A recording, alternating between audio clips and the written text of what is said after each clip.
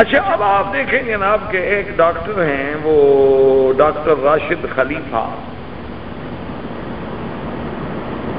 وہ جناب کمپیوٹر کا اور ریاضیات کا بادشاہ ہے ماشاءاللہ، قرآن کا اعجاز دیکھیں۔ اس نے اب کمپیوٹر پہ بیٹھ کے علوم ریاضیات کو سامنے رکھ کے دیکھیں، یاد رکھیں کہ یہ کوئی شریعت کا حکم نہیں، بات کو سمجھا کریں، پھر لوگ کہہ دیتے ہیں نا کہ وہ صاحب نے تقریباً یہ کہا تھا۔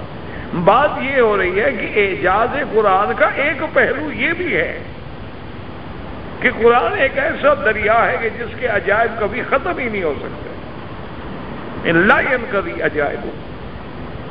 جیسے سمندروں سے اللہ پانی سے موتی نکالتے ہیں اور موتی نکالنے والے نکالتے رہیں گے اور موتی نکلتے رہیں گے، اسی طرح اللہ کے قرآن میں چونکہ یہ کلام اللہ کا کلام ہے، اس کے موتی بھی قیامت تک ختم نہیں ہو سکتے، اس کے عجائب بھی قیامت تک ختم نہیں ہو سکتے، اور اس کے حکم جو ہیں وہ بھی قیامت تک ختم نہیں ہو سکتے۔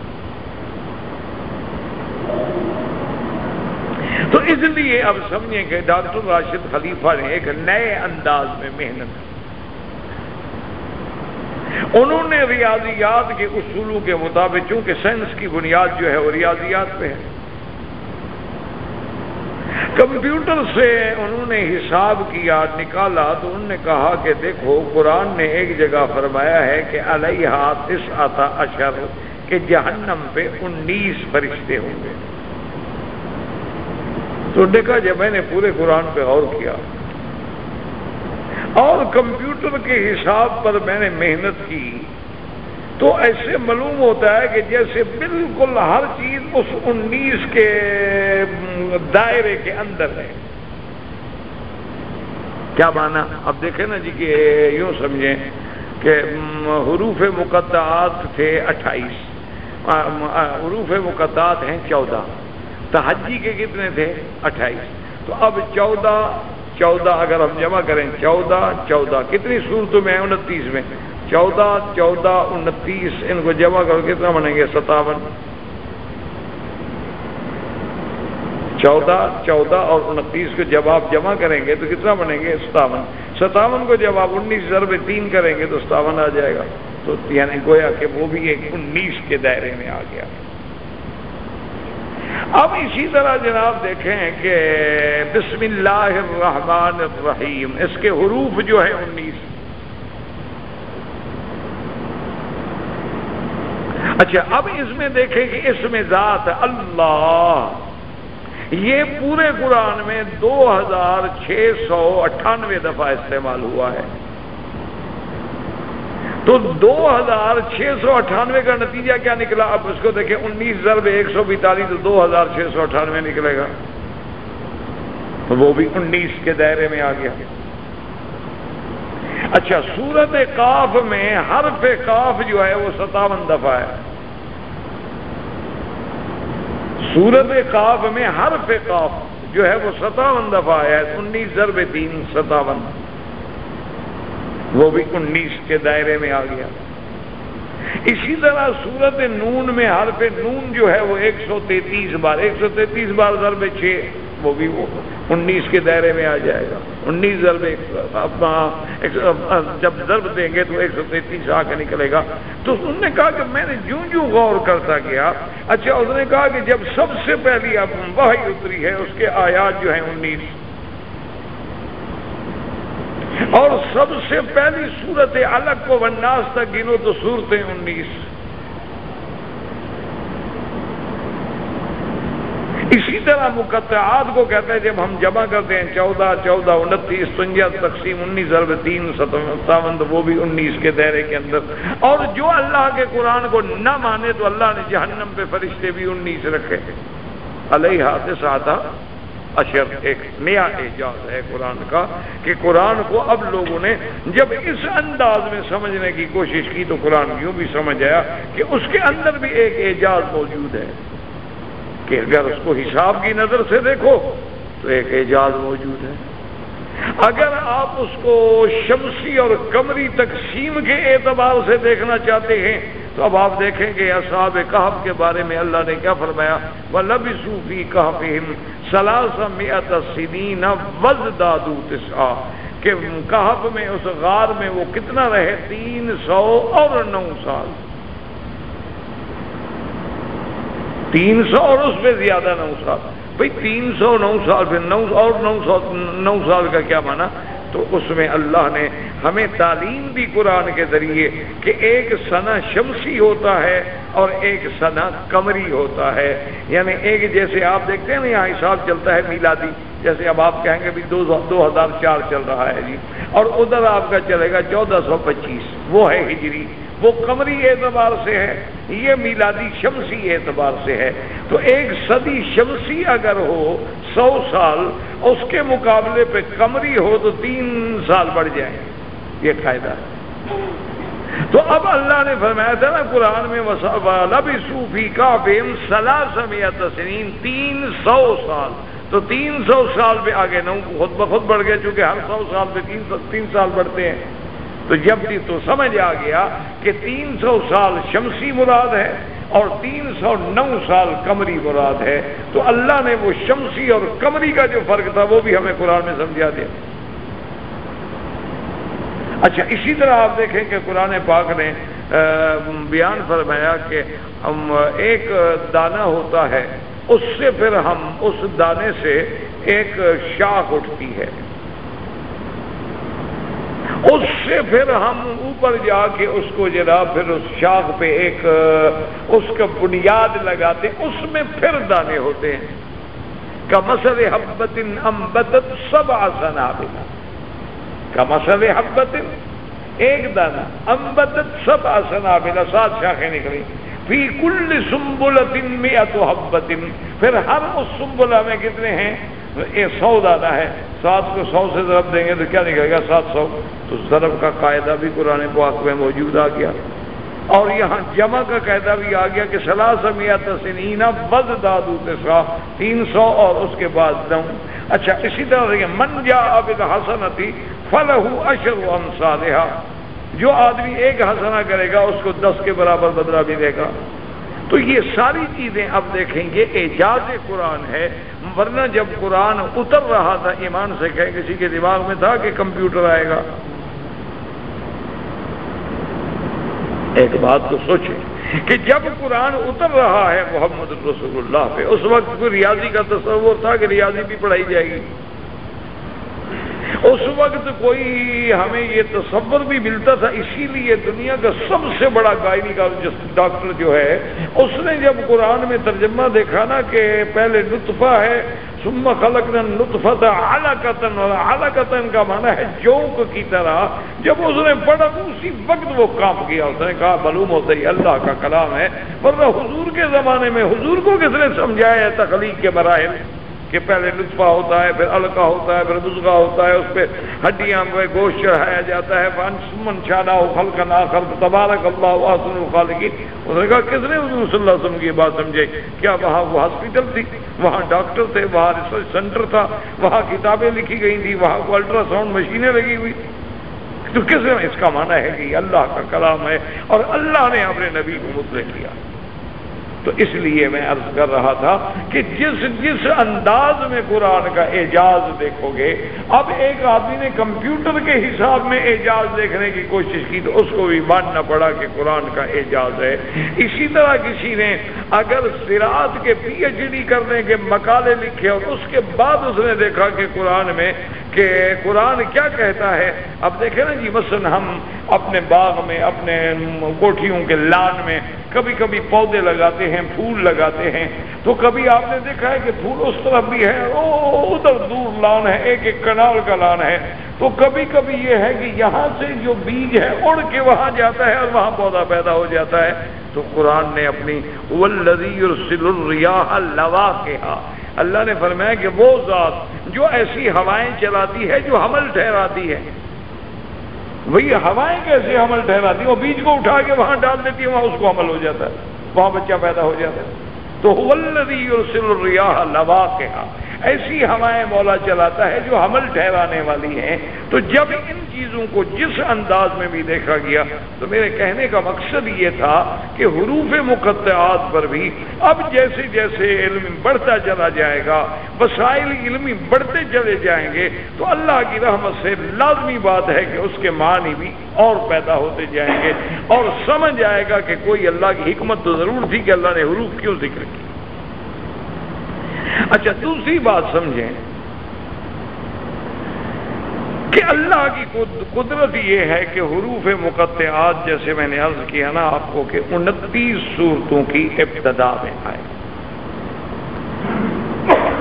ان میں 2 صورتیں مدنی، 27 صورتیں مکی. اچھا، پھر خدا کی قدرت ہے کہ جب آپ دیکھیں گے نا، جب یہ ساری چیزیں دماغ میں ہوں گی نا، پھر قرآن پڑھو گے تو پتہ لگے گا کہ میں قرآن پڑھ رہا ہوں. ورنہ تو وہی بات ہے نا کہ طوطے والی کہ مٹھو چوری کھائے گا تو نہ اس کو پتا ہے کہ مٹھو کیا بلا ہے، نہ پتا ہے کہ چوری کیا ہے. تو جب تک آدمی اللہ کے قرآن کو سمجھے گا نہیں، اللہ کا قرآن اس کے دماغ میں اترے گا نہیں. اسی لیے تو حکم ہے کیا فلا یتدبرون القرآن ام علی قلوب اقفالها، کیوں نہیں قرآن میں غور کر؟ کیا تمہارے دلوں پہ تالے پڑ گئے؟ اور یہ بھی ہمیں سمجھ آیا کہ قرآن صرف عقل سے سمجھ نہیں آتا جب تک قلب متوجہ نہ ہو. اس کو سمجھنے کے لیے بصارت کے ساتھ بصیرت کی ضرورت ہے کہ اس کے دل کو بات سمجھ جائے، دل میں بات لگے، اور دل کی توجہ جو ہے اللہ کی کتاب اور اللہ کے کلام کی طرف. اب جناب دیکھیں کہ اللہ کی شان دیکھیں کہ اللہ نے قرآن میں جن حروف مقطعات کا ذکر فرمایا ہے، ان میں 26 صورتوں میں جہاں جہاں حروف مقطعات ہیں اس کے بعد ہے ہی ذکر قرآن کا. یعنی اندازہ کرنا 29 صورتیں، 29 صورتوں میں 26 صورتوں میں بعد میں صرف قرآن کا ہی ذکر ہے. مثلا قاف والقرآن المجید، صاد والقرآن ذی الذکر. اسی طرح آپ دیکھیں الف لام میم ذالک الکتاب لا ریب فیہ، تو اس کے فوراً بعد کتاب کا ذکر ہے، قرآن کا. طٰہ ما انزلنا علیک القرآن لتشقى الا تذکرۃ لمن یخشیٰ. جہاں بھی آپ دیکھیں گے تو حروف مقطعات انہی صورتوں کے بعد ہیں جن کے بعد قرآن کا ذکر ہے. تو اس کی وجہ کیا ہے؟ اس لیے علماء نے فرمایا کہ اس کی وجہ یہی ہے کہ اللہ نے اسی طرف اشارہ فرمایا ہے کہ میرے قرآن میں یہی حروف ہیں، میرا قرآن انہی حروف کے کلمات و جملات سے مرتب ہے، اور میرے قرآن کا یہ اعجاز ہے کہ جب پڑھو گے تو یہی حروف جو ہیں تمہارے سامنے آئیں گے، اور ان کا سمجھنا میں تمہارے لیے آسان کر دوں گا.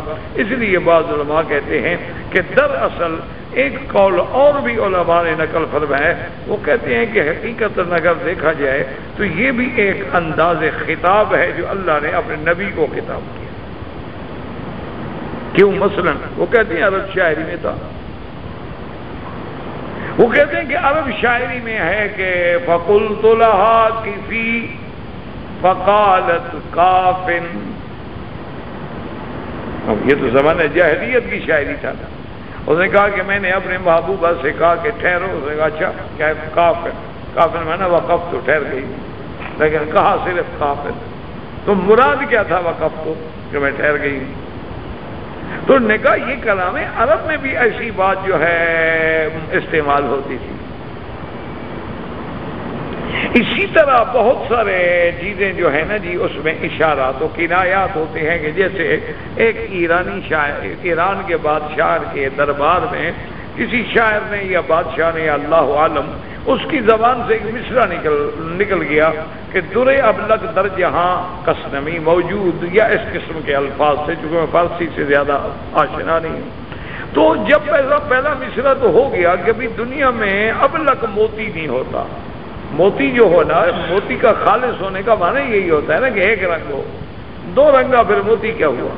الماس ہے تو ایک رنگ ہو، اور یا وہ یلو میں ہو یا وائٹ میں ہو یا اس کے اندر تو اس کی ایک قسم ہو. زمرد ہے اس کا اپنا ایک رنگ ہے، یاقوت ہے اس کا اپنا ایک رنگ ہے، نیلم ہے اس کا اپنا ایک رنگ ہے، فیروزہ ہے اس کا اپنا ایک رنگ ہے، عقیق ہے اس کا اپنا ایک رنگ ہے. تو اس لیے اصل جو موتی ہے نا، جو صحیح معنی میں تو ایک رنگا موتی ہوتا ہے، دو رنگا نہیں ہوتا. یہ دو رنگے تو پھر مقصد ہے کہ مصنوعی ہوئے. دو رنگا تو ویسے انسان بھی کچھ نہیں ہوتا نا، انسان بھی وہی اچھا ہوتا ہے نا جی ایک رنگا ہو. دو رنگے کو تو آپ کیا کہیں گے؟ منافق آدمی ہے جی، جس کے ساتھ بیٹھتے ہے اس کے ساتھ جڑ جاتا ہے. تو حالانکہ اس کی کوئی قیمت نہیں ہوتی. مذبذبین بین ذالک لا الہ الا ولا الہ الا. اسی لیے حضرت قاضی احسان مرحوم کی آخری تقریر میں نے جب سنی، مجھے یاد ہے حضرت القاضی رحمۃ اللہ علیہ کا جلسہ تھا، تو اس میں حضرت قاضی صاحب کی آخری تقریر تھی، پھر ہماری ملاقات نہ ہو سکی. تو اس میں انہوں نے فرمایا کہ بھائی بات سنو، ایمان ہو تو صدیق کا ہو اور کفر ہو تو ابو جہل کا ہو، یہ درمیان میں کچھ نہیں. انہوں نے کہا یہ درمیان میں جو ہے نا آدھا بٹیر اور آدھا تیتر، کہ ملتزم پہ کھڑے ہو کے دعائیں بھی مانگ لیں اور شام کو ماشاءاللہ جناب بلیو فلمیں بھی دیکھ لیں، یہ پھر آدھا بٹیر آدھے تیتر والی بات.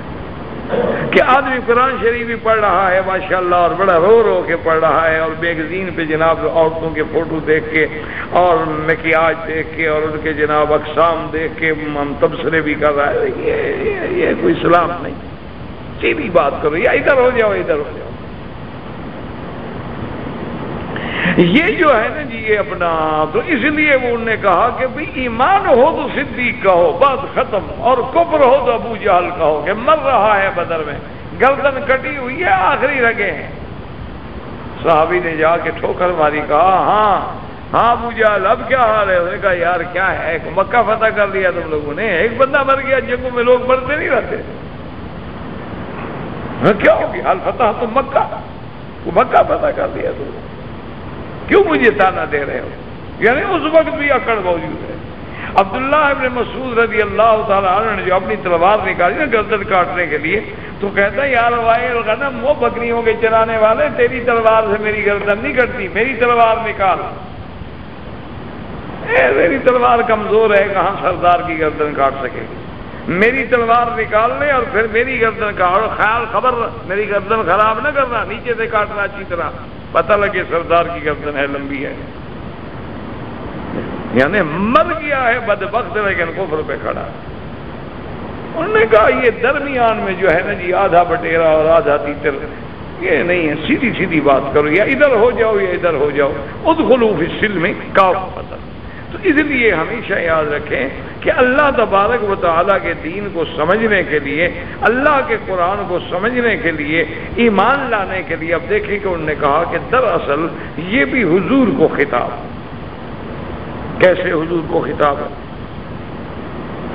اب اس میں تو کوئی شک نہیں نا کہ یا ایھا المزمل کس کو خطاب ہے؟ حضور کو. اور مزمل کا کیا معنی؟ کپڑے میں لپٹنے والا. یا ایھا المدثر، اے کپڑے میں لپٹنے والا، یہ خطاب.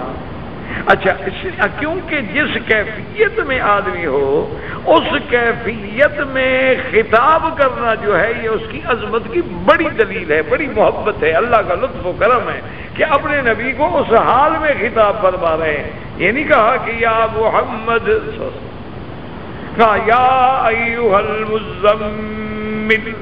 جیسے حضرت علی سوئے ہوئے تھے نا تو سر میں مٹی تھی، تو حضرت حضور اٹھا رہے، کم یا ابی تراب، کم یا ابی تراب، مٹی کے باپ اٹھو. تو حضرت علی نے اپنی کنیت چھوڑ دی ابو الحسن. حالانکہ حضرت علی کا سب سے بڑا بیٹا حضرت حسن ہے، اس کے بعد حضرت حسین ہے، تو کنیت تو بڑے بیٹے کے ساتھ ہوتی ہے نا، تو آپ کی تو کنیت ہی ابو الحسن تھی. ہم نے کہا بھئی یہ کنیت چھوڑ دو، آج کے بعد مجھے ابھی تراب کہو۔ یہ وہ کنیت ہے الذی کنانی رسول اللہ صلی اللہ علیہ وسلم، جو کنیت مجھے حضور صلی اللہ علیہ وسلم نے دی ہے، لہذا میں تو بھئی اب اسی کنیت پہ رہوں گا۔ مجھے وہ کنیت میں جو مزہ آتا ہے، جو لطف آتا ہے، جو پیار آتا ہے، وہ کسی چیز میں سمجھ نہیں آتا۔